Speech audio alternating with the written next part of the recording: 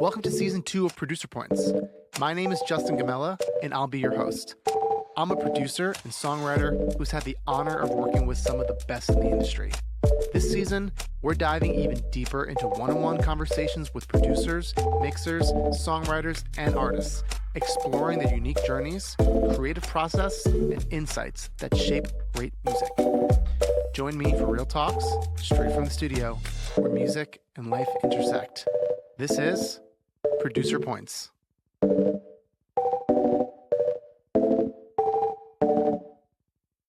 Today on Producer Points, we're diving into the world of a producer and songwriter duo who've seamlessly balanced crafting hits for other artists while building a standout artist project of their own. I've admired these guys from afar for nearly a decade, consistently inspired by their fresh approach to songwriting, meticulous production, and their unique ability to create tracks that both feel timeless and effortlessly current.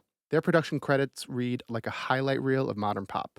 Having collaborated with renowned artists like Walk the Moon, Bebe, Rexha, Benson, Boone, Halsey, The Chainsmokers, Group Love, Tovlo, Leon, Keith Urban, Marina, Claire Rosencrantz, and so many more. Whether they're shaping massive radio anthems or intimate indie records, their impeccable taste, bold instincts, and attention to detail always shine through. But beyond the records they make for others, their own artist project has continually impressed me, showcasing their distinctive style, fearless creative choices, and undeniable songwriting skills. Today, we're pulling back the curtain to explore their process, their inspirations, and the gear that helps them craft some of the best-sounding records in the game. Join me in welcoming Captain Cuts. Hey, guys. Thanks for being here. Hi. Great intro. Wow.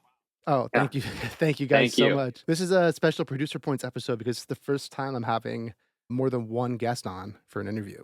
Well, we're honored to be the first. I know. We were, obviously the listeners don't know, we were talking, and originally they were going to come here, and I was going to try and frame it in my very small garage studio, and I was like, someone's face is going to be blocked the whole time. It's just not going to work. So we made the switch to do this on Zoom, and honestly, Zoom is easier for me because it makes editing way easier. So this works out. But guys, thank you so much for coming on. For those who don't know, Captain Cuts is made of Ben Berger and Ryan Rabin. So they're a producer-songwriter duo. They've been doing it for, how long have you guys been doing this now? Oh, man, so long. Like literally almost 15 years, I think. Yeah. Which is, it's crazy. It's crazy to think about. It's crazy to think about having a career in music that long when, you see some people, they're in and out after a couple of years. And I've been doing this for 10 years, and I still feel so lucky to be getting hit, records out with big artists. And the fact that you guys are still doing it is really a testament to your talent and your work ethic here. It's I don't think we all realize how rare that is to be having hits for like 10, 15 years straight. I mean, like I feel like we're like the millionth producers or writers to say this, but every time we have something that does well, we're worried that it's the last time it's going to happen. Yeah. So we have the same fears as every other writer producer that it's just sheer luck. I mean, which it is most of the time as well. You need a lot of luck, but it's luck and persistence and hard work. Either way, we feel very lucky. Yeah, that's the theme of this podcast that you learn, where it's like everyone's like, I'm lucky, but also I did the thing. I worked really hard, and so. Well, you just keep showing up. Yeah, right. You just keep showing up, even if it's been like a month straight of just feeling like you can't write anything good or make anything good. You just keep showing up, and then one day that switches and you make something good. Exactly. Then that that's the way how to do it. So we're gonna start the podcast how we always start the podcast, where we go ask our guests how they got started in the music industry, and I'm gonna let you guys decide who talks first and how you want to go about it. I mean, we kind of, it's crazy because Ryan and I have known each other since we were 2 years old. Oh, like wow. we went to the same elementary school and the same high school. And I was in the same class in both of those as his wife, and she and I were very close. So we kind of started hanging out after we both graduated college, and I ran into his wife and she basically said that Ryan was doing songwriting and production. I said, oh, that's what I'm trying to do. And so at 2 years old, that's amazing. She put us together, and as Ryan likes to say, I came over one day and I just never left, basically. But that was kind of the start of it wasn't like a direct line from there. It kind of turned into a crazy sort of thing because it was, Ryan, jump in at any time, by the way. Yeah, what was that, like 2011, 2010 or something? Yeah, it was like 2010. And we were working every day together, just trying to figure out how to make stuff sound as good as the stuff we like on pop radio. And it was not happening. We were making so much bad music. And then we started to like get in a groove, and then on the side there was like a band I had kind of worked with that wasn't even a band yet, that like kind of, I think maybe in the middle of when we started working, Ben, or right before we started working. Yeah. I didn't really even think anything of it, and I played it to Ben. I was like, oh, I did this with those people that I met in Greece, last year or something. And Ben really responded and ended up deciding he was going to be the band's manager, and got us signed. And then, like 10 years later, that's still currently Group Love. I left the band in 2017 to just focus on this full time. But yeah, we had a crazy run, and Ben was our manager and he was my producer partner. It was very bizarre. There's a lot of different stuff going on. But no, basically, when I graduated college, I was watching Entourage on HBO, and I was like, I love the music in the show. And so I was like, I looked at the credits and I saw the music producer. So I just cold emailed him, and he was looking for it was just him at his company. He didn't work with anybody. So he was looking for like an assistant slash, second hand. Yeah. So he hired me, and I learned basically the music industry through being a music supervisor, because I learned about publishing, which I'd never really understood before. And I learned, I contacted all of these different companies and all these different managers and artists getting, clearances and all that stuff. So I started to get like a good knowledge of the business side of things through that. But then, I would leave my job, and me and Ryan and our ex partner, Ryan McMahon, also, we would all meet up at their loft downtown at like, 6 p.m. every single night after work, and just write until 3-4 in the morning, and just rinse and repeat and do it again. And then when you say write, were you guys like just making records for pitch, or like you just making records to make records? We were literally just like, we were just writing, like, it was like 2010. So it was like Disney Miley Cyrus era. So we were trying to write like pop music, and yeah, it was just literally the three of us just trying to figure it out, like listening to those hits at the time and just being like, okay, how can we recreate these sounds and make it sound like that, and do that, sort of learning as we went along. And what was our first foray into the industry was that the third song we ever did together somehow was kind of good. It was like it was sort of like we kind of got lucky, and like it sounded pretty good, and the hook was good. It was good, and it got the attention of like a music lawyer, who then passed it on to Dan McCarroll, who at the time was the president of EMI Publishing, I think, or something like that. And he reached out and was like, would love to meet you guys. And we were like, oh, we are now professional songwriters. We made it. It's over. And we had like a great meeting with him, and he was like, awesome. Like, keep sending me your stuff. And like, I would say that the fourth song we wrote, the one right after that, might to this day be the worst song we've ever made in our life. And of course, we sent that immediately to him, and never heard back from him ever again. And so we were like, that was like our first harsh reality intro into the music industry of like, you can be like on your way to making it, and then have absolutely zero momentum in the blink of an eye.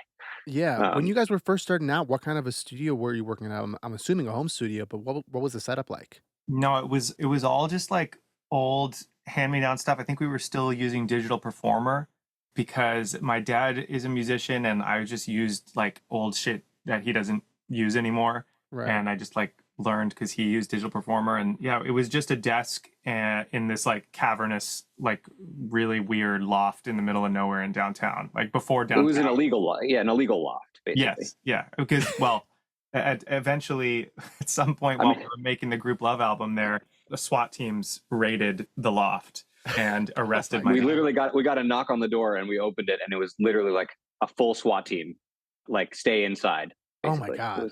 It was great. You say downtown. This was downtown There was LA? a full grow operation happening in the loft. It was like a front. The whole thing was a front for a crazy grow operation before weed was legal.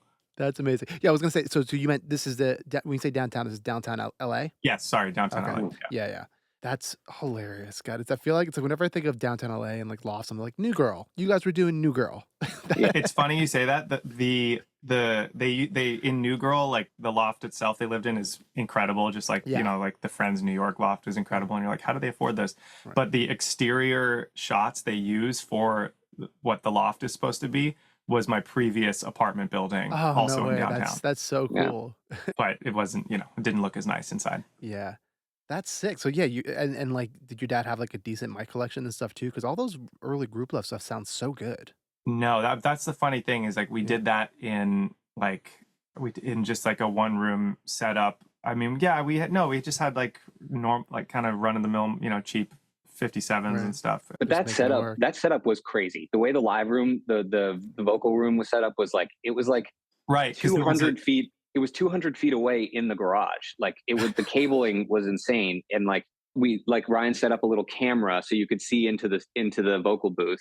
Oh my God. Like it was so far removed from where the loft was. That was the most expensive thing in the studio, was the 100-foot mic snake that I had to get custom made in order to run basically everything from the loft down into the garage where the storage room was, and that's where the drums and the vocals were.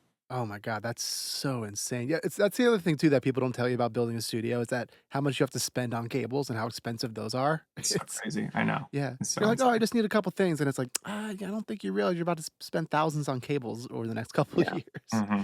Really insane. So you guys are doing the group love thing. You're starting to make your own records. What was the thing that got you your first pub deal that made you start doing the whole LA writing scene thing?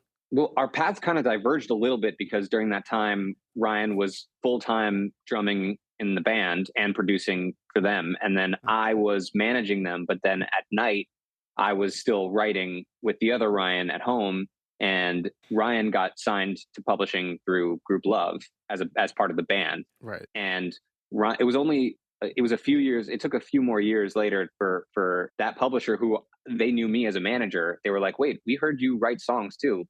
Do you want to send us some stuff? And so Ryan and I put together a folder, and that's how we ended up getting signed to them. So we signed to Warner Chappell. Yeah, to Warner Chappell. Okay, cool. So we had kind of they had known me and they had known the other Ryan, but not really understood that we not only were, I was not only managing, but like my real passion was writing and producing. I just thought that what Ryan had done with Group Love was like the early demos and all that early stuff was so good. I was like, if I don't jump on this with my brother who co-managed the band with me, I was like, if we don't jump on this, like it was so good. And so we were like, let's just do it ourselves. So and the funny thing about that time also is like, we had a history with Warner Chappell already because my high school band signed to them. Oh, and we were like, no one would know who we were. We got signed and dropped, almost immediately. But I knew a couple of people at Warner Chappell from that. So there was a little bit of history there. And then, of course, the time that I didn't want to actually go on tour and be in a band anymore, Ben was like, no, dude, you have to go do this now. Yeah. I'm going to be your manager. Yeah. It's time. Dude, I had the same thing. I was in a band, similar, indie pop vibe to you guys. And like the second that we were like, oh, you got to start touring, I was like, oh, but I really like producing. Like yeah. What? And what was the band? It was a band called Royal Tongues. Oh yeah, I know the band. Royal Tongues. Yeah, we were fine. And, and that band was like kind of the same thing where I was like, yeah, we kind of drifted apart, and I was like, I just don't want to tour. I came to LA and we were doing the writing. Like you guys were a big inspiration for us because we were like, oh, you can be in the band and do other artists. Mm. And that was kind of our thing where we were like, oh yeah, we can do that. And the second I was doing it, I was like, nope, this is for me. I like this way too much. Yeah. I mean, the touring thing was an amazing experience. Like in our early 20s to be like traveling the world. Like it was really incredible. But then you hit a point where you're like, okay, I've done that. And my real passion is sitting in a studio and writing music and then letting somebody else go and take it around the world. Exactly. And then, the sooner you find that out, the better. I think too, where it's like there are some artists where they're such amazing artists, and then they start touring, and they're like, I don't know if this is for me, and it's like, I don't know if you should be an artist. Yeah, like those are things. But then you meet the artists who it's like touring is exactly what they were meant to do, and you see them on stage, and you see how they just like want to tour. They're performers, real performers, and those are the ones with the longest careers in my opinion, because they just do it. They put the work in. Well, that was our first tangent. I love that. So I want to move on to how you guys kind of, at least in your earlier stages, because I know you didn't focus on your like the Captain Cuts like artist project too much, but what was that kind of like balancing doing songs for yourself and trying to promote them, and also while also being producers and songwriters for other artists? I mean, we have to just say that the artist project was a complete accident. It was never really our intention to do anything like that. We basically went into a very standard A&R meeting with somebody at Epic Records just to play them some pitch songs. And, the meeting was like a normal meeting. It was fine. And literally maybe 15 minutes, and it was about to be over. And we were like, okay. And then Elliot Reed, walked by the door, and he knew us because we had just worked with J-Lo the week before, and he was like, "Oh, you just worked with J-Lo. You guys are the Captain Cuts guys. Like, I like that song." And he came in to the meeting. He just like walked in, and then he was like, "Well, let me hear what you guys have been playing. What are you playing?" And we were like, "Okay." So we just started playing him a song, and he just like went, "That's a hit. That's a smash. That's it. Let's go." And he made us play it again. And he was like, "Let's get everybody in here." He brought like the whole staff into the room. It's like all these people just like standing there, and he's like, "Play it again." He made us play it like 5 times in a row, and jumping around and like, and I was like, all the three of us are sitting there like, what is going on right now? And Ryan was like, "Yeah, so, okay, so like, what artist? Like, who can we give this to?" And he's like, "No, I mean, you guys play instruments, you DJ, you're artists. Like, we'll sign you, and we'll do it. We'll put it out. It'll be." And we were like, "What is?" I don't know. The whole thing felt so surreal. It was 20 minutes, and so we were like, "Great to meet you," and like we like walk out of the door, and like I literally 10 minutes later get a call from our lawyer, and she's like, "What is this record deal from Epic Records that I just got sent?"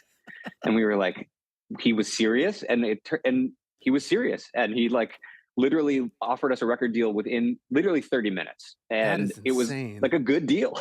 And so we were like, we all went to lunch afterwards, like me, Ryan, and Ryan, and we were just sitting there just like, okay, well, we have this opportunity out of nowhere. Like, what do we want to do? And so we just went for it. And that was really like, it was like it's by far our most like music industry story of like, that was the craziest thing ever. And so that's what jump started it. It was never really like part of the plan.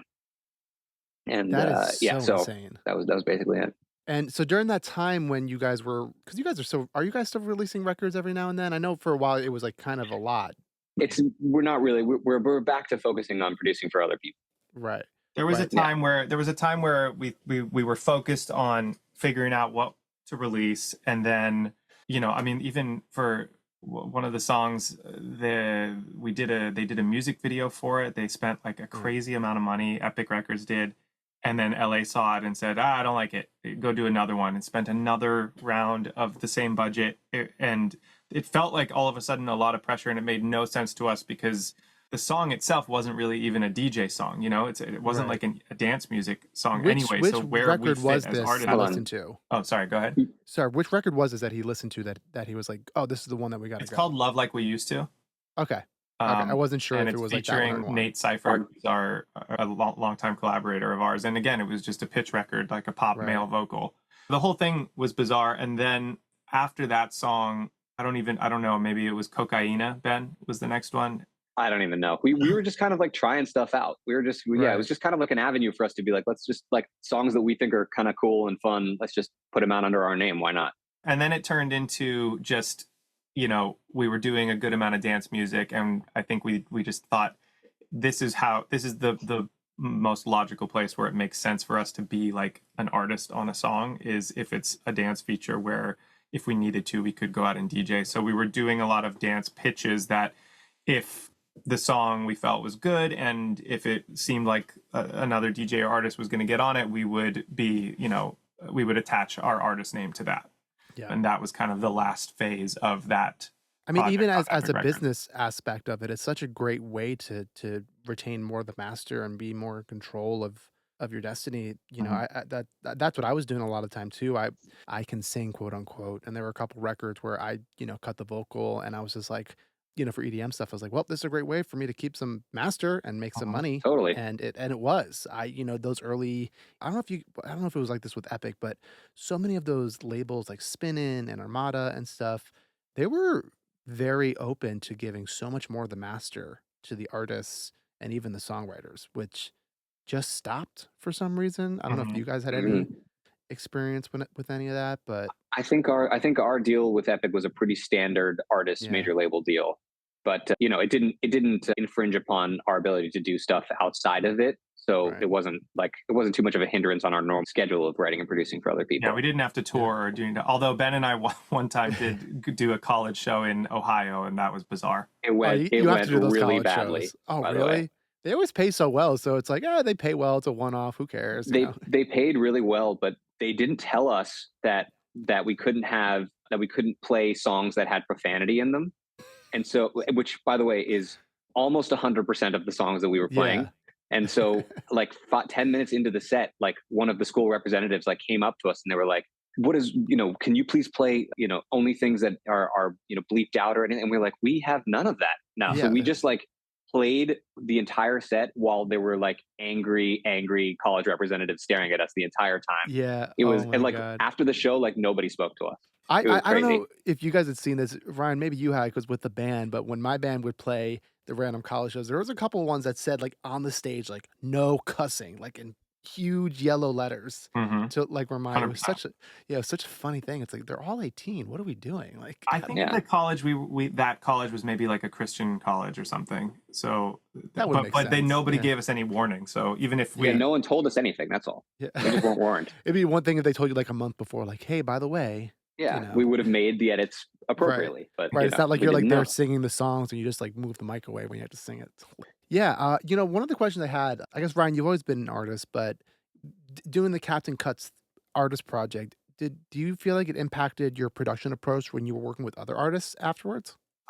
no, not really. I think it just would help us reframe what could be, or what a song could, who a song could go to, or what we could do with it without needing the middleman of one of our A&R friends to like Right. kind of bet on it themselves. Like there's, I think, certain avenues we saw that could be taken, and also when if another artist was super into it, I feel like we could use that as a springboard in a way where if it was just a straight pitch record and we weren't already framing it as, oh well, there's an artist attachment here and we can kind of do a lot of the setup and the rollout ourselves, or at least help with it. I think to some artists, especially in the dance world, that was attractive, and that we were bringing something even with other DJs where like the production was really already there for the most part. So Right.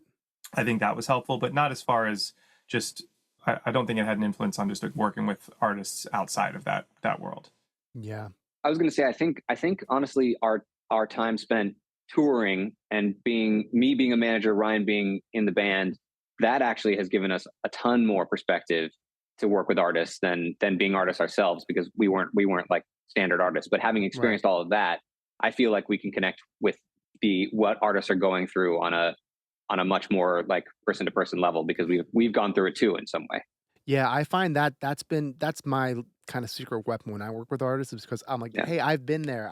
I've been on the other side. I've been the artist working with other producers. I've been the artist touring, and I can always tell when a producer was an artist and when a producer wasn't an artist. Mm. There's a difference in just how they interact Mm-hmm. with the artists they work with. I've always found it really interesting. I think even Ben's experience as a manager managing like a major label band and a touring band was even more valuable, because he had way more experience on both sides of the coin, like dealing with artists, including Absolutely. myself, which I think he Yeah. didn't love to do, and Diva, Yeah. diva. and dealing with A&Rs and booking agents and other managers, and just the intricacies and the egos, and there's just so many things that go into that world that I think just as you said, producers who are just writer producers don't really see that side of things. Yeah, Yeah. it's it's an interesting perspective for sure. I wanted to move on. Something that I always love to ask other producers, and I know that we're always asking each other, is how are we approaching getting records back to our collaborators? How are we getting to those day one, day two bounces? What's kind of your guys' perspective on that? It depends. Yeah, I'd Right. say it depends, but I mean, I think the one thing we're always down for is for people to take a voice note in the room, because we both always think that they actually sound great, and allows people to like remember the vibe of the song without getting too much demoitis. Like you can, the quality is just good enough that you remember everything and can feel it, but you don't like over obsess over the details of it. But there are some days where we just make the kind of daytime, like the day of decision. Like there are some days where a session ends and we're like, song sounds pretty much good to go. And, Yeah. there's not much we want to change to it, and we'll send it to the artist or the writer right then. And there are some times where it has taken months. So Yeah. you How do you never really guys know. how do you guys feel like you have that confidence to send that, like you say, like, oh, we got it done really quickly, day one we were able to send it and it sounds great. What are some tricks of the trade that you feel like have enabled you to get to make records that quickly? It's not really tricks of the trade. I think it's dumb luck. Well, I should say, obviously, having doing it for so long and honing our skills, I think like there are some days where the song kind of that we're doing genre wise or sonically just happens to be something that we can kind of like realize sonically pretty quickly, and that's just a kind of a matter of the song itself. And other times we might be writing the song over just a 4-chord idea start or something, and it's just that, and we never develop and we don't work on it as we're producing because we're just so focused on the song. And in those instances it's kind of like, well, if we know the song's good, we know we should then take the time to really figure out the production, because a lot of days we'll just like not know the right production on the day, but we know that the concept and the melodies are good. And other days it'll all kind of develop at the same time. And honestly, that's, I think, one of the advantages of us being a team is because we both write and produce at the same time. Depending on the session, one of us can concentrate more on collaborating on the lyric or the melody with the top liner or the artist, while the other one is like, oh, I have a great idea for this sound or what this should look like or what the groove should be. Let me pop on the headphones for a second while you guys loop this and let's see if this works. So that's usually the case when the song comes together sonically and we can send it out day of. But I'd say it's probably 50-50. Yeah. Do you guys like to rely on a mix buzz or try and get the record, the demo to sound, to get to a certain loudness to make sure it can compete? Like, what's kind of your philosophy there? We'll throw on some temporary, like, some quick mastering just before bouncing it out, but then there'll likely be like a few updated bounce versions after that. Even if we send something out day one, we're like usually saying, don't send this to your teams yet. This is just for us. It sounds great, but let us dial it in a little more and adjust things, and not just, it won't be as like slammed as you're hearing right now. I know. Yeah. There's so many different takes on it where it's like, I go back and forth where it's like, I got to get it to, to -8, -9 lufs just to like check to make sure it's like loud enough. And then sometimes I'm like, it doesn't fucking matter. Like the song's good. I tend to think of it more like if it's a new team that I haven't worked with yet, and I'm like, okay, I want to kind of show them my chops a little bit. That's when I'll kind of push it a little bit. But when it's someone who I work with all the time, I'm like, yeah, we can just send the most raw version of this because we know each other and we know we can make this thing. Yeah, I mean, I think also we used to pretty early on in a session start working with mastering plugins on. Right. And more recently now, we've actually been like, I feel like there's always a day, like time during the day where like Ryan will look at me or I'll look at him and be like, oh, no mastering on. It still sounds as good. Like we're both like, nice. Like we haven't even touched those yet. Like, so it's kind of a game of how long can we wait before putting that stuff on and to make it sound good. And then finally, when you put it on, you're like, whoa, okay, cool. Yeah. So it's always fun. I end up doing that because I personally, I started in Ableton and then I move over to Pro Tools once we start cutting the vocal. So it's like I'm doing the first like day's production in Ableton. And it's like, cool, I get it sounding pretty good in here, nothing on the mastering thing. And then I can go into Pro Tools and I start like turning on some of the mix bus things. And I'm like, all right, cool. It's definitely better. But like, it's like I've nailed it before because I was working with just the raw sounds. Right. And now we're just kind of improving on there. What are you guys working? Are you guys in Ableton, Pro Tools, Logic? We're in Logic. We moved from Digital Performer after the first Group Love album, and then we've been in Logic ever since. What do you guys like about Logic? It feels like it's just a combination of everything in one. It's got, to me, it's, well, now if you want it to, it has the same style of comping as Pro Tools in the playlisting style. You can customize it that way. Yeah. We just really like the quick swipe comping, and then in the same way, creatively, it's maybe not as creatively versatile as Ableton, or at least we don't use those features that have the sort of Ableton blocks loops kind of set up, but it does have that if we need it. Yeah, I don't know. It just feels intuitive. I think we still use all of our Digital Performer shortcuts, customize the key commands. So it's basically Logic with Digital Performer key commands. So anytime another Logic producer comes over, they get really annoyed if they jump in. Yeah, they're like, wait, is my Zoom not working? That's so funny. Yeah. But I also think it's like, when you're younger and starting out, you kind of just choose one and you stick with go with it. And it's like your base language. And, we at one point, we saw a lot of people switching to Ableton, and we were like, okay, well, let's check it out. And we got, I bought all of it, did the whole thing, set it up on the computer, and then I can't run a session doing this. It'll take me, we're so streamlined with Logic. And after that, it's very difficult to even imagine changing at this point. I know. For our listeners, like a bit of advice I give, because I was Pro Tools all the way through for years, and then I started using Ableton because I was collaborating all the time.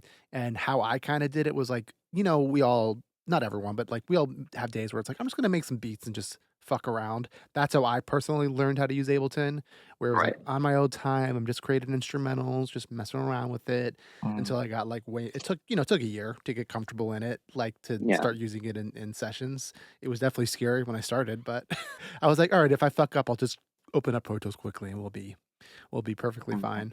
One of the things I wanted to ask you guys about specifically is collaborating on production. And how do you guys like to work? Is it you guys are always in a room together?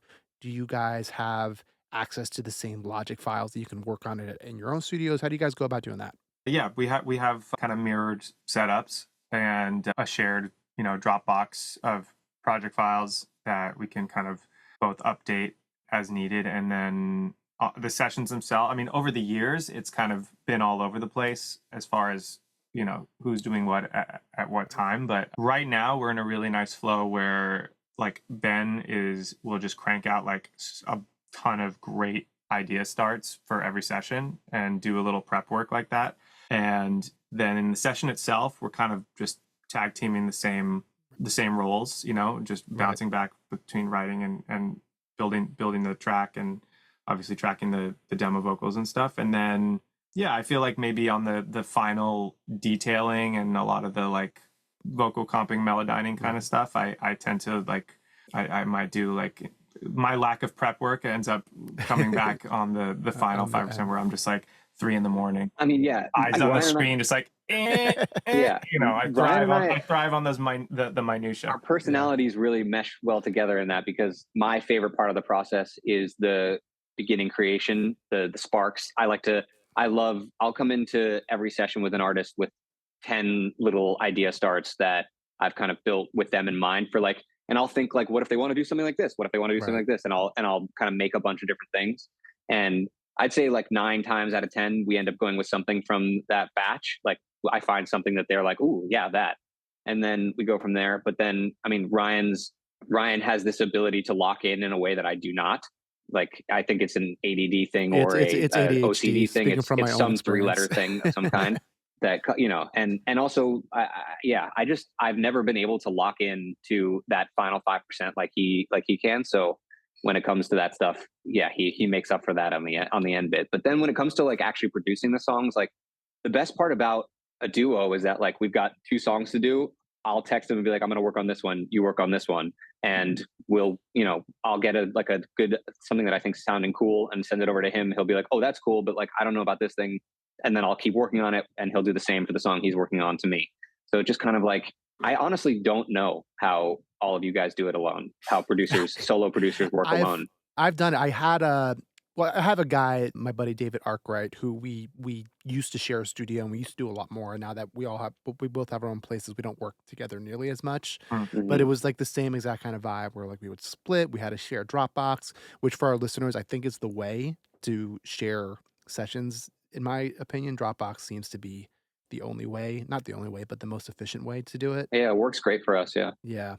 So yeah, trust me, there are days where I really miss it, where I'm like, oh man, it'd be great if I just like could split this work with someone. But here we are. I'm very jealous. I mean, we all need somebody to bounce ideas off of. I feel like it's the thing about this job is that I think it is supposed to be collaborative and not a solitary job. So I think like there's something amazing about like those moments where I'm working on a song at home in headphones, and I've taken it to a place where I'm like, I think there's some cool ideas in here. I know it's not done, but I like what I've thought of. Like, and I just know that even by sending it to Ryan, like he'll have one thought that may just like spiral the rest of it into place, or he'll be like, oh, I know where to take it from here, and I'll send it to him and he'll take it from there. Yeah. So it's like, it's essential to me. Yeah, that's the beauty of collaboration. That's why I love always co-producing. It's like the most fun for me and like Yeah. so much less stressful in my opinion. Cause yeah, you're like bouncing. It's like songwriting. It's like I can write songs by myself, but I hate it. Yeah. You know, But it's also it's important to like remember. I feel like we, grow. I'm assuming we all, because we all grew up writing songs and right. doing this like alone. And then once you get into this business, you never write a song alone again. Yeah. Pretty much, like you almost never write and produce a song by Well, yourself. at least in our case, being producer writers, I think Right. top Yeah. lines probably do have some 100%ers and Yeah. flex that muscle. But I just don't. We don't. I don't know that we even Haven't done it have. in forever. Yeah. Yeah. Yeah. I Don't try have the to time and I haven't done try it to do forever. it. I'll write like 3 or 4 100%ers a year, but Mhm. they usually have to like come from such a natural place where it's like I have like it's like that beautiful moment of like the song just kind of flows out of you. Mhm. Yeah. For me, I can't like it's so hard for me to like sit down and be like, I'm gonna write a song today by myself. Yeah. It's like that sucks. But if I had an idea that just came to me, it's like, cool, I'll see this through. And I found it Yeah. so because I didn't do it for years. I didn't do it for like 4 or 5 years. I stopped. And then when I started Hmm. doing it, it kind of like reignited. I try and tell everyone to do it where it's like, try to do it. Like if you have an idea, just like kind of see it through because you never know what can happen with it. I think it's important Yeah. just so that you remember you can do it. Yeah. Just so you remember, like, oh, it can all come from you. Yeah. Yeah. And instead of being in a room with like a bunch of really talented people and being like, wait, am I bad? Like, are these people all Yeah. better than me? It's nice to just be able to be like, oh, I'm capable of writing a Yeah. song on my own. I do think too, and I wonder if you guys have the same perspective, because sometimes producers who are also very much songwriters get placed in like this like box where it's like sometimes A&Rs are like you either do A or B, you can't do both. And I found that the couple of songs that I have in my repertoire that like show that like, hey, Justin can do 100% has like really helped them understand. It's like, oh no, he can write. Like Mhm. there's the proof, And Right. I think that's Right. why I tell a lot of producers too who do write, where it's like, yeah, have a couple in there that kind of show off that muscle, even if it's like not a hit but it's just a Hmm. really beautiful song. So that's the last bit of advice I'm going to go on this topic. Hey, gang, I just wanted to pop in here to let you know that the best way you can help this podcast grow is to rate and review us wherever you listen to podcasts. It tells the algorithm to push our show to other listeners so we can grow. And it's one of, if not the best way to help support this podcast. So if you wouldn't mind, take a second to rate this podcast. Sharing it with your friends would be amazing too. All right, back to the pod. I want to move on to the next thing because I'm taking up too much of you guys' time already. I want to move on to our song deep dives. First record I want to talk about is Benson Boone's There She Goes. The whole world now knows that Benson Boone is obviously a fucking crazy Force of talent. nature. Yeah. I have a cut with him. I had the opportunity to work with him super early on. I was literally one of that kid's first sessions. I think I was the second or third session. And you're just like, I don't understand how you're this good. Yeah. That's Yeah. crazy. Already like such a talent. But what's the story behind that song and that write? I don't remember the session just came up as any other normal session. I know Jeff Saz now signed him at Warner. Yeah. I didn't even know about that he was on American Idol briefly or anything like that. So we just listened to some of the music ahead of time. We're like, oh, this guy's voice is crazy. Like, Yeah. it should be a good session. He has his best friend is this collaborator that he pretty much does every session with named Jack LaFrance, who's amazing. And yeah, they came over. I think we were doing sessions out of my parents' house temporarily because the studio was under construction. But they just came over and we just started messing around and we were just like kind of jamming a little bit in the room. I mean, Benson came in and pretty much immediately sat down at the piano and was just like noodling around, and like, he's the kind of guy who sits down at a piano and like, you're like, oh wait, everything is good. Okay, got it. So now our job is like to hone in on the best of the good kind of thing. Yeah. And I think, we all started kind of messing around, like Brian said, jamming, and it was kind of turning into a bit of a like classic Benson Boone ballad sort of feeling. Right. And Ryan was on the drums and I think Jack, who writes a lot with Benson, and knows kind of his tendencies inside and out, made a very wise decision to be like, what if we just totally switched up the style in the chorus and sort of do a full tempo change and a full groove change and a full everything. And like, it's so fun for us to be able to experiment with like, sort of like, just like free for all sort of thing. And because Benson is sort of like his voice and his, like the style of music kind of lends itself to being like sort of like a classic, like 70s epic song. We just kind of like all went for it. And the second kind of Ryan just, started doing the groove of the chorus and we changed it up. We were like, ooh, this is cool. Okay. Now now it went from being a ballad to like, this could be anything. It could go on a real journey of a song. Yeah, it almost seems like you guys were like almost like acting as a faux band in there with Ryan being on the drums and like just like being able to feel it out, because like you can't. It's hard to do tempo change moves like that when you're at a computer.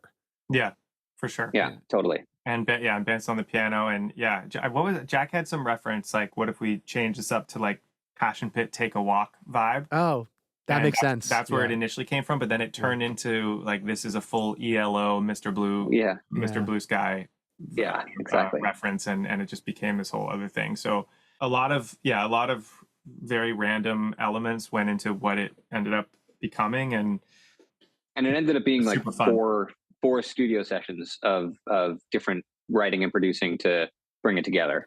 There was a lot of different changes involved. Yeah, it was not a linear writing process. We finished that day, and then we did another day at what's the studio, Ben? Gold Diggers, yeah. For drums, yeah. They have an amazing drum room in room 1 over there. So we did the drums and some more instruments there, some guitars, and then I think there was a couple of lyric rewrite sessions, and then that was the final thing after, over a period of him making that album. And then we added the bridge. Then we added the double time Mr. Blue Sky style bridge. Oh, that's right. That's right. That wasn't there. Yeah. Yeah, that's a very classic like Benson story where he's. I appreciate him and his team. His A&R at Warner, one of my favorite people, John Chen. Mm-hmm. He used to be my A&R when I was signed to Primary Wave and BMG.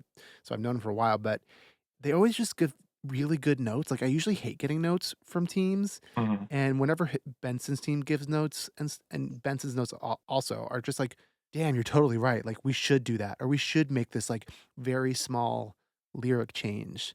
They made one from the record that I did with Benson. It used to be called Let Her Go, and then John was like, it should be Let Me Go, and we were like, oh fuck, you're right, like it totally should. I just like changed the song. It's like so funny how like those small little changes are so important sometimes. You have to be open to those opinions for sure. Yes. Oh yeah, of course. It's like and pretend you're not deeply offended. Yeah, exactly. I mean, there's certain people, like certain A&Rs who I really, really trust, where I'm like, okay, like you've proven yourself to me that like, at least like we're on the same wavelength in terms of taste. Sometimes when you're dealing with an A&R, it's like your tastes are just so different that I feel like that's where the kind of mesh happens sometimes, where like people don't like notes, where it's like, I think you guys just have different visions. It's not that, they're bad ideas. I mean, sometimes they're bad ideas, but. I think that sometimes the ideas stem from fear and on the business side of things, which is totally understandable. And like, I get it. Like their jobs are literally on the line if they're going to put themselves out there for a song. Yeah. And so I think when you can kind of sense when the notes are like based off of like, oh, I don't know if this is a hit or if it's not a hit. So I'm like going to throw a bunch of ideas because I'm not sure. And those I think are tough to kind of work around. But then sometimes people are just like, oh, I love this song. Like, what if we just did that, and that's small little things. I mean, the number of times we've been on version 19 and then the final that came out was like version 2.1. Oh yeah, of course. Every time. That's how it goes. Just gotta go, you gotta no stone left. Oh boy, no stone left unturned kind of vibe. You guys actually answered a couple of the questions that I already had when you were talking about the song. But the piano in that song, was that like that original piano that you were saying Benson was playing in your studio at first? No, we re-recorded it at Gold Diggers. Yeah. Okay, but it's a real piano. It might have been a little bit of a blend actually in the end. I can't remember. Yeah, I can't remember either. But it's all real piano. Yeah, that was my. I mean, it sounded real, but like there's some. I mean, the pianos, the VSTs are getting. They're getting good, but yes, it's real. And Benson's such a good piano player for somebody who like claims that he doesn't know what he's doing. He's infuriating. Yeah, kids all like I've been playing since I was 5, and he just goes on there. It's like, man, what am I doing in my life? Yeah, and then he'll just like do a backflip into the bathroom, and you're like, oh, you're infuriating. That's what I love about Benson is that like everyone's like, they see his TikTok persona and they're like, oh, it's just an act. I'm like, no, that is him. Yeah. Literally, first time I met that kid before he was doing flips on TikTok, he did a flip. And it's just like, okay, this is just who you are. Cool. And then, then he takes his shirt off and you're like, whoa, dude. And he's like, never worked out a day in my life. Yeah. Yep. But also just want to say that after working with him a bunch of times, I also think that he's like incredibly introspective and has this like emotional side of himself where like we've had some good conversations in the studio where I've been like, I think you really have what it, like in my mind, I'm thinking like, this is a real star because like, not only is he such a performer, but he's also such a thinker and an Oh introvert yeah. too, that Yeah. that's when I was like, oh yeah, I'm a total believer of this guy. There's only 2 people I've met in my life before they became famous where I was like, you meet and you interact with them and you're like, "Oh, this person's a huge star." And it Mhm. was Billie Eilish before she blew up, and it was Benson. Like, those Yeah. are the only 2 people that I've met and worked with early where I was like, "Fuck, you Yeah. guys, there's something here, and I don't know what, but For me, you it can was just tell." Halsey. The second she walked in the room, we did a song on her first album, and she came in, and I was immediately like, "Oh, this is a star." Yeah, Immediately, Mhm. it's crazy how you can just, like, get that sometimes from people, and it's yeah. so rare. The other question I had about you guys mentioned you did the drums at Gold Diggers there. Do you guys Was there anything cool or specific that you remember doing in the engineering and recording process, or even in the once it was in the box, things that you did to make it sound the way it did? I mean, the drum sound is like the in-house engineer there, Ed, and his assistant Brad are just like such good dudes and so good at what they do, and they have that room dialed in, and which is Right. why we always try to go back there if we have to do something. And we were doing a lot of outside studio sessions in different places at the time because we didn't have this studio that we have now. Right. But you try things different places. They just like had it dialed in. It's also one of my favorite studios because it's one of those studios that doesn't just come with a piano and nothing else. They Right. have the owner is a drummer, so he has like 12 kits, stacked up on the wall, and every amp you could ever want to try out, and they don't charge you for any of it. And it's kind of like, honestly, one place we used to do this a lot was before we would go to Gold Diggers was NRG in the Valley. Have you been Yeah, yeah. there? Yeah.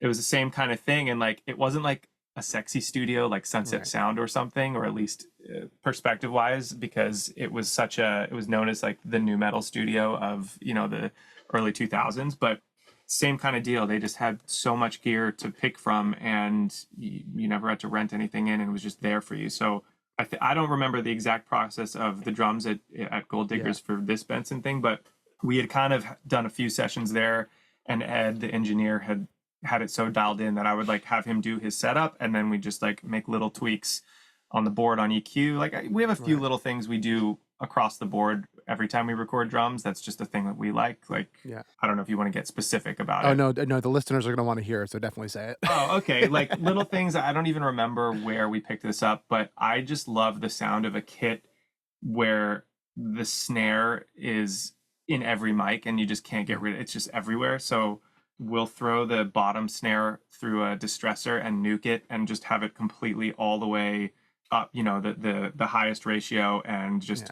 compressing and gaining as much as humanly possible. And then it just exists across every mic and every part of the mix. And it's just really Yeah. fun to kind of play with that. And it kind of gives me like Genghis or like Mike Snow, the Yeah, of drums, course. the Yeah, yeah. sounds that those Yeah. guys get. I know they do Yeah. a combination of live and sampled stuff, but it just kind of gives that vibe, and that's something we always do. And then Because that's funny you bring that up because it's like, yeah, I was curious because the snare is so consistent. That's why I was like, man, I'm pretty sure these are real drums, but I'm not 1,000% sure. mhm.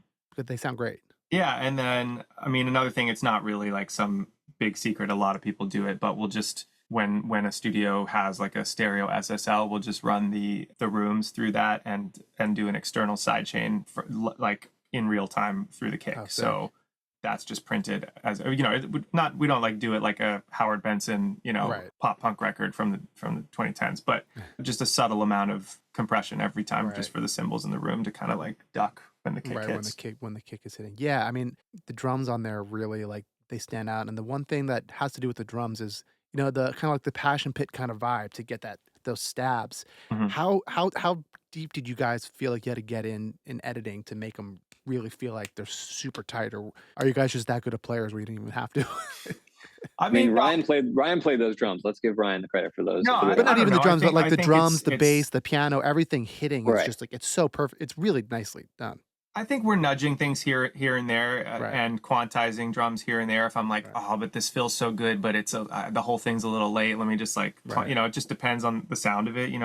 Sometimes you just get like a great consistency of hits in a particular fill, but you kind of rushed it, and you don't want to lose that consistency in that take. And Yeah, we did that, and you know, we just made did it to a tempo map that felt right with the piano. Like what we'll do is trial and error. We'll like use like the demo or like a temporary version of the piano and the drums in soft synths, and not in the case of this, but Benson's piano was live, but we had, you know, we trial and error like what was the right tempo speed up that felt right, and then go back and use that tempo map to then do the real thing.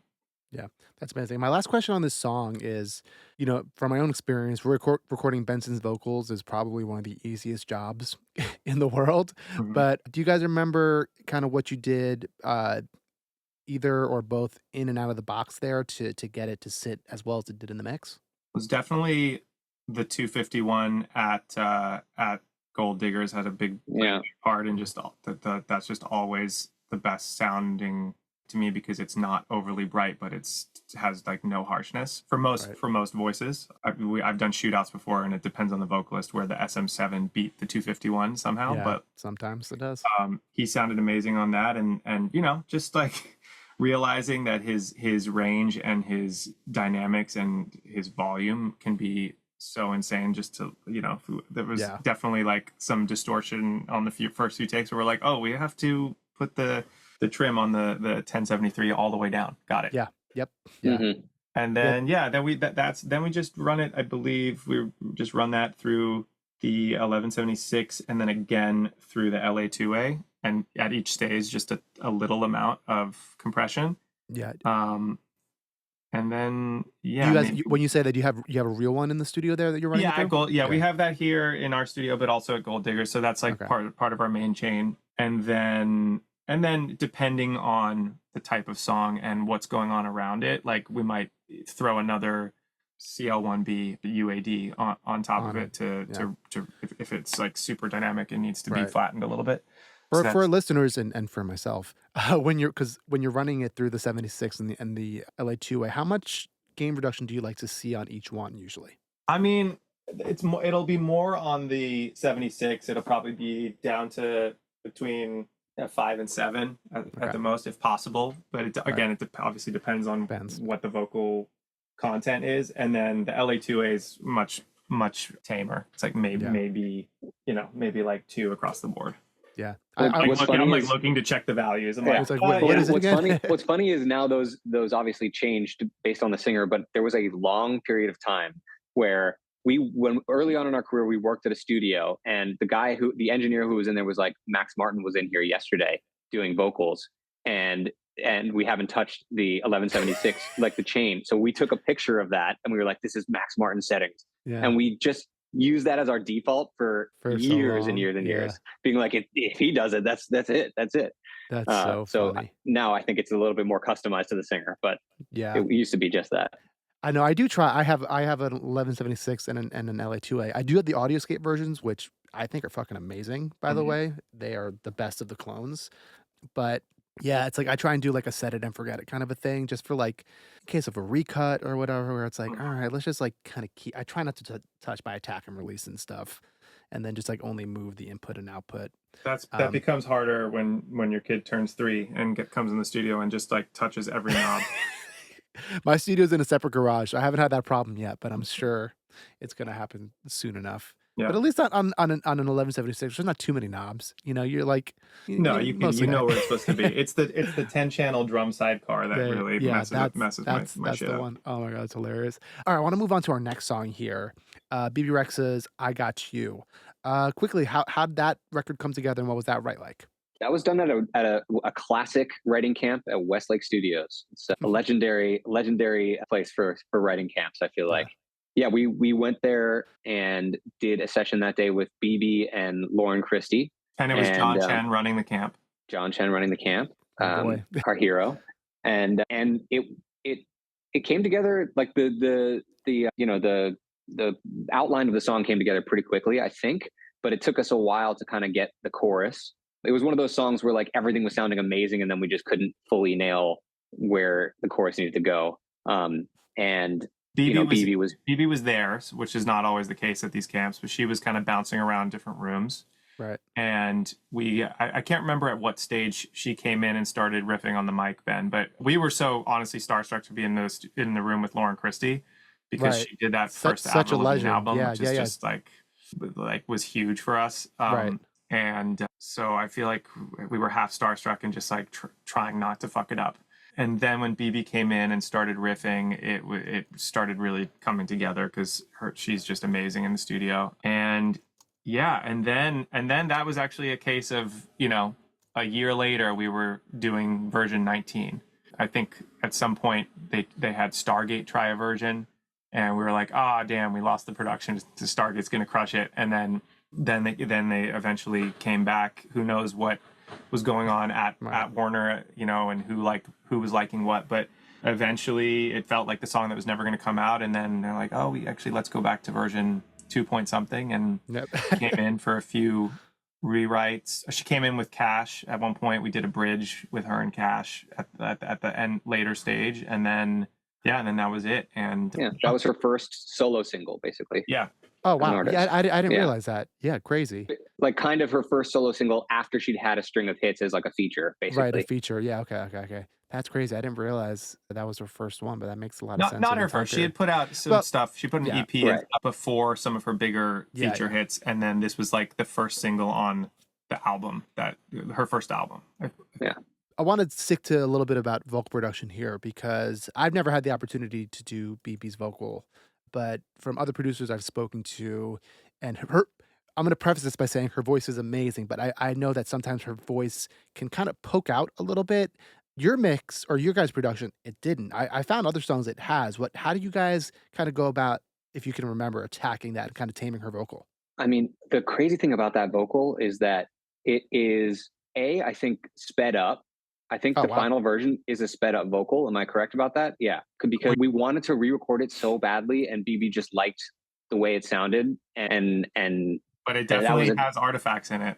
Yeah, I hear are the artifacts the whole time. That's what happens. Like if you know, you can't help but hear them, and if you don't know, like you actually don't notice it, which is funny. Yeah, well, yeah, but I mean, yeah, her voice is a powerhouse of like, you know, she can really belt it, and I mean, I just remember, I think like some of that vocal is from the first day we wrote it. I'm pretty sure that some of it is from the original demo of it, and then the rest of it was literally recorded in different pieces over a full year.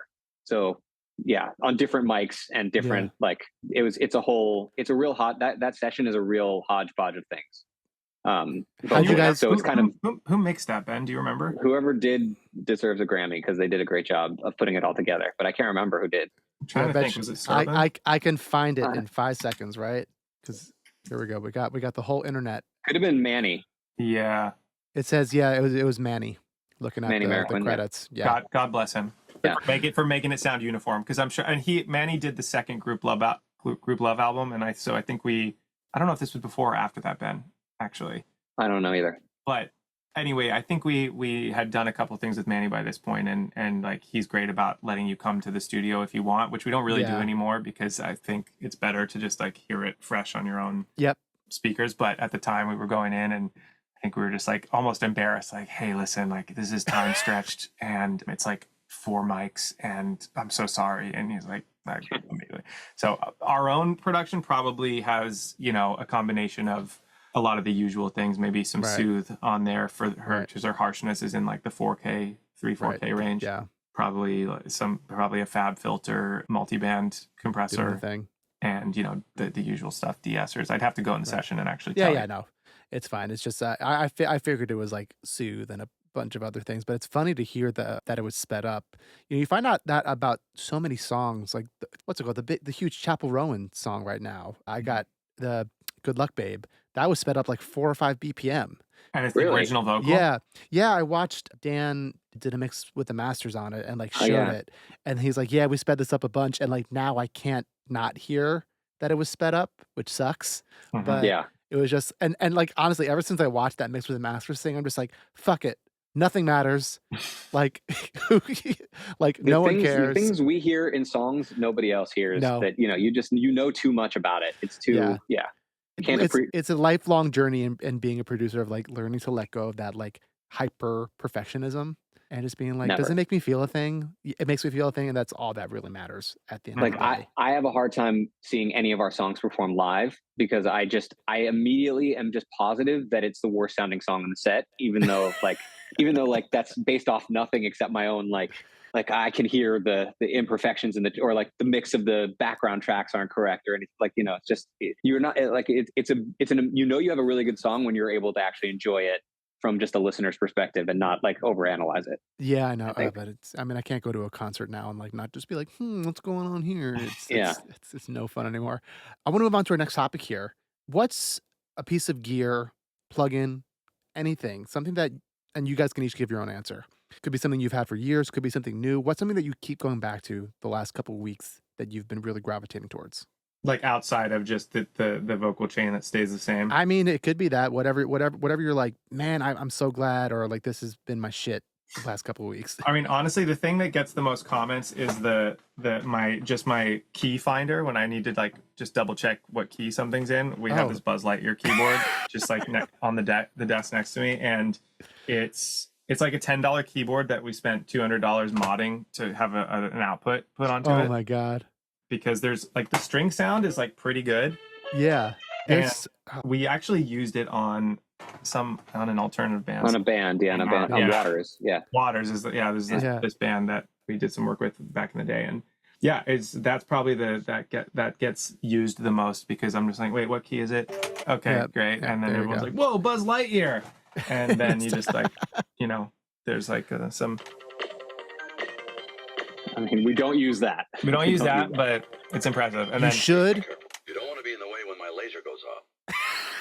Like for a Disney toy, that's a little suggestive. That's so, oh my God, that's so funny. I mean, I get that. I have a bunch of little toy keyboards here that I try and, search reverb or offer up for because they're just so much fun. Just like touch in the room. Yeah. Yeah. Yeah. I mean, for me, it's always got to be Serum and Arcade. Those two have been, Arcade is just so much fun.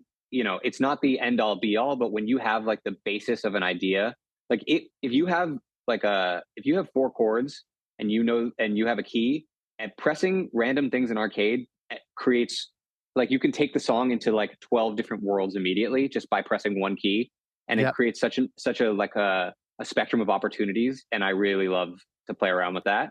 Output is like writing their check right now to Ben Berger. Yeah, please. Give me all of the output. I love Arcade, but listen, if you're listening, that thing causes me so many problems because I keep my samples on a separate hard drive, and half the time when I open up Arcade, it's just like, we don't know where it went, and it's like, cool, I guess we have to like reload this. Got you. Okay, well, that hasn't been an issue for us so far. I know, but I always when I find something I like, I'll immediately bounce it down and then start chopping it up and messing with it. So same, it's kind of yeah.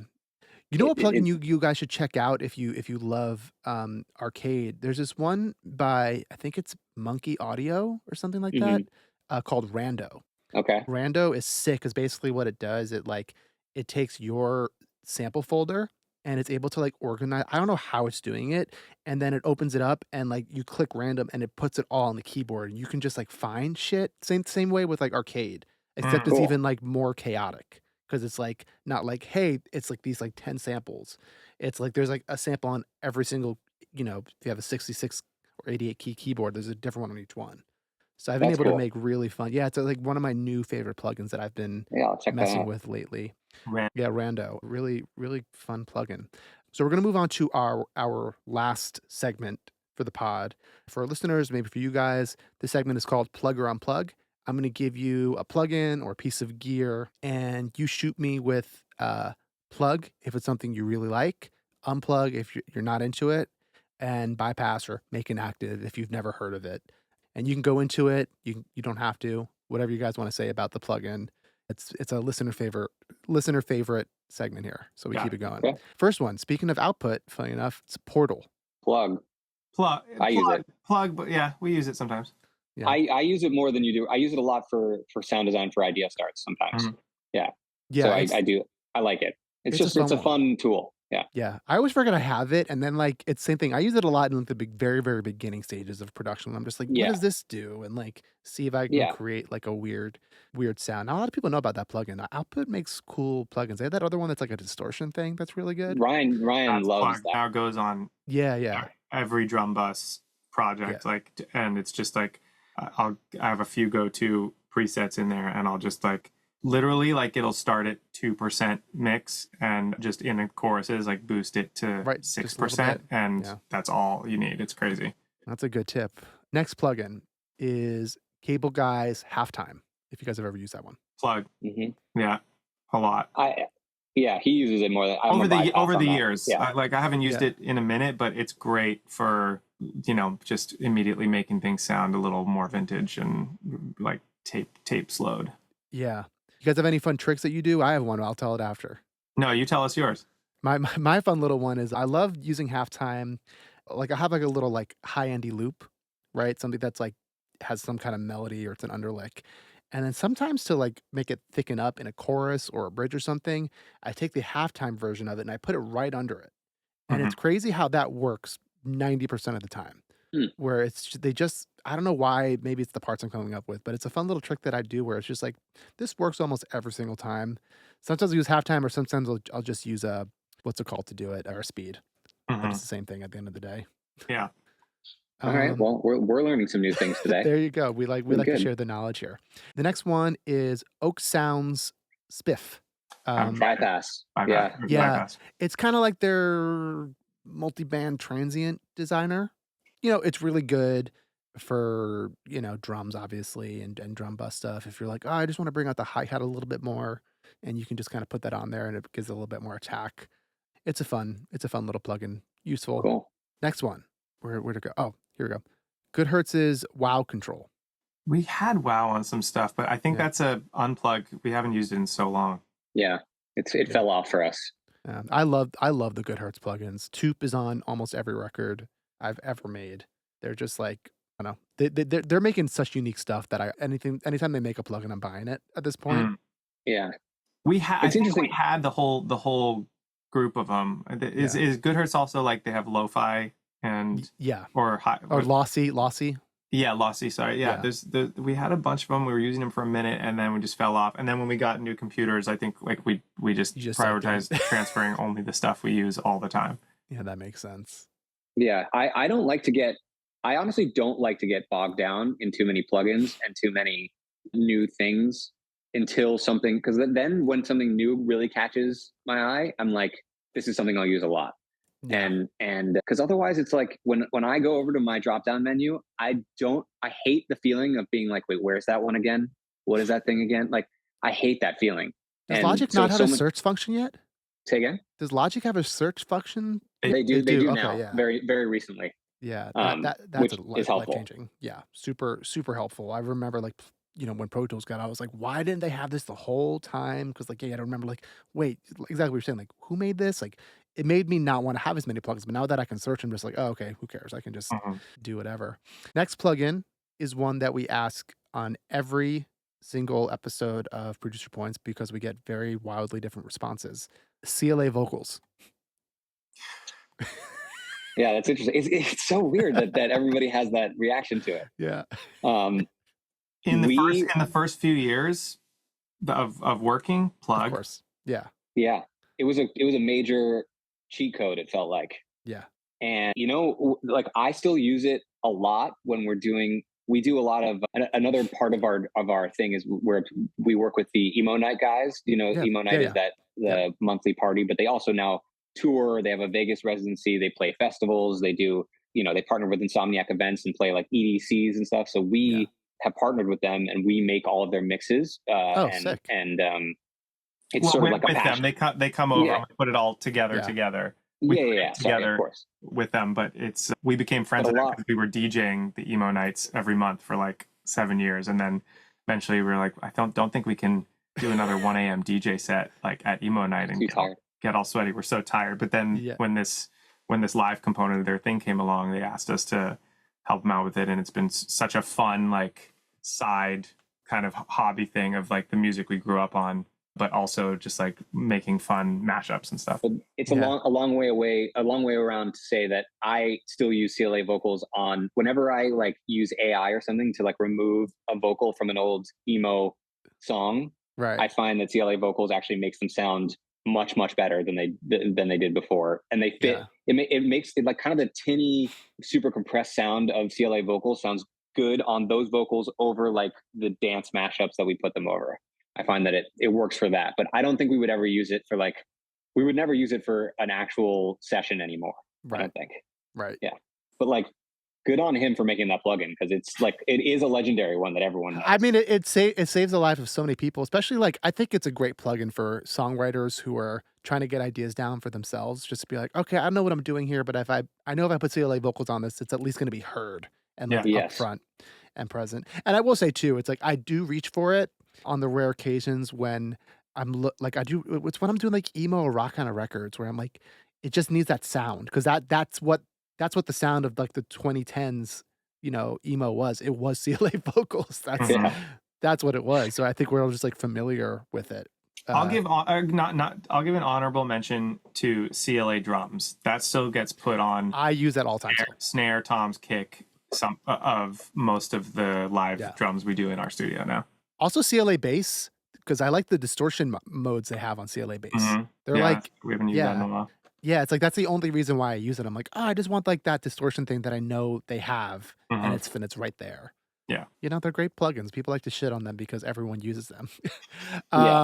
It's more utility. Like I think once we wanted especially if you're mixing for commercially released records, like once we learned to start bussing out vocals, the lead vocals to the lead aux, and then the lead aux has a bunch of sends, and once you're doing sends to most of your FX channels, it's kind of like we now like to have the vocal channels pretty much bare outside of a little tune and a little EQ. There's not any effect stuff that goes on the track itself.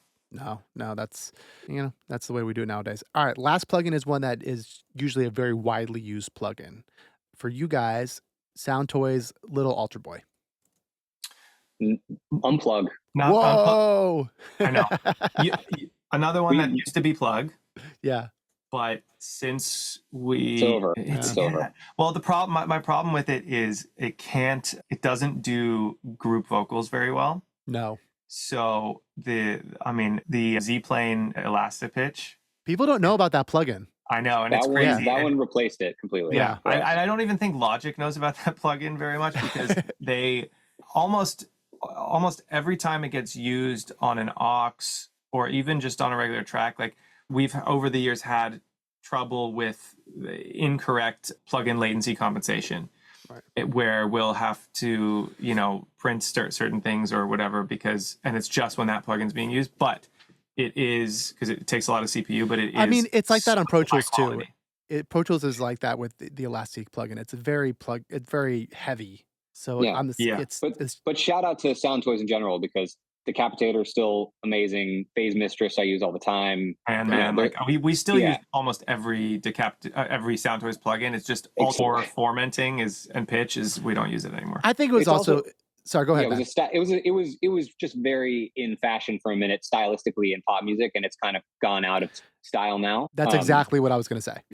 Yeah. So it just there aren't as many situations where we're thinking about doing that kind of like pitch shifting vocal chop thing anymore.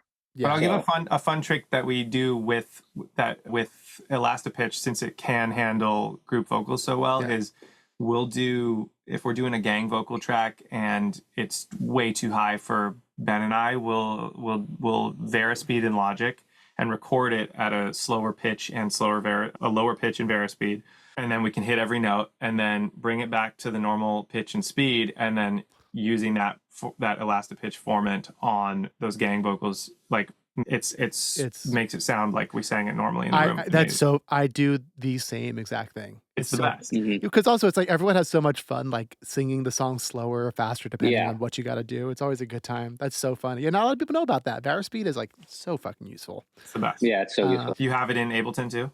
Yes, I never do it in Ableton. I always, because I do vocals in Pro Tools. Oh, okay. exclusively, but I'm almost positive there is a form of Aerospeed in Ableton. But there is one in Pro Tools? Oh yeah, Pro Tools Aerospeed is, I think, the best. It like does it like the most natural. Good for Pro Tools. Yeah. Good for Pro Tools. It's got that going for it. All right, guys. Well, this is the end of the podcast. Unfortunately, I wanted to thank you guys for your time. But this season, we've been asking our producers for just a tiny little bit of advice that they wish they could give their younger selves. What do you wish you heard either from yourself or from someone else when you were first starting out? God, have a thicker skin. Don't get so personally offended when something you think is amazing isn't, being received in the same way, and just like put your head down and try again. I think probably in the beginning, my own ego and I feel like I probably could have kept trying on something instead of being stubborn about it, and maybe would have gotten a cut out of it. And maybe there were some cuts missed out on because I was like, well, I think they're wrong. Yep. Heard that. Mine would be to realize that the moments that fill your soul and give you purpose are the moments of creation and not the moments of release. Like when songs come out, it's exciting and fun, but it does not at all feel anywhere near as good as that moment when you're making something and you feel for a second like, oh, is this something good? Like that's way better than having a number one song. That's why we keep coming back. That's kind of what you chase. Yeah. But I wish that I knew that when I was younger, because I feel like I kept only judging my stuff of how well I was doing versus like it prevents you from enjoying being present in the moments of creation.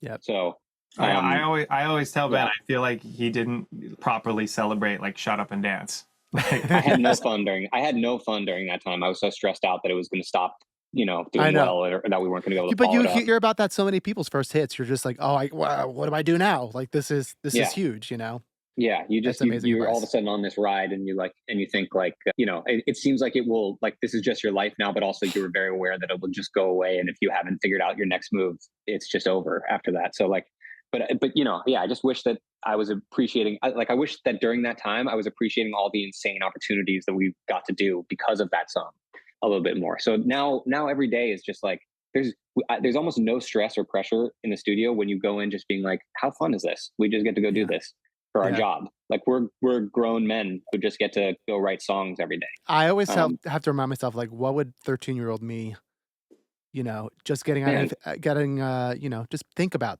this. My bar mitzvah theme was literally music. So it's like just being able to see this now. There have been so many moments over our career now we've just been in rooms with people who have just like, do not let them see how crazy it is that they are talking to you and asking you what you think.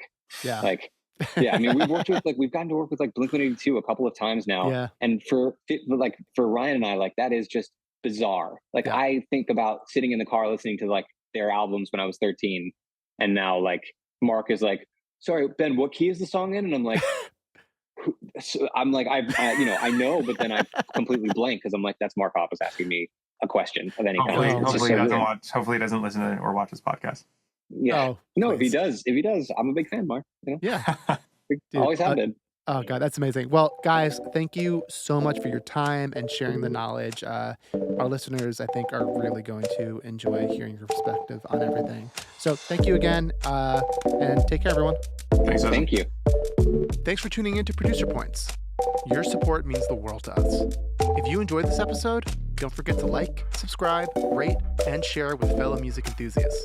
For an encore, check out our Spotify playlist featuring all the songs we've discussed on the show, giving you the perfect soundtrack to your creative journey. Additional audio and video editing for this episode was done by Nathan Rabello. Until next time, this is Justin Gammella.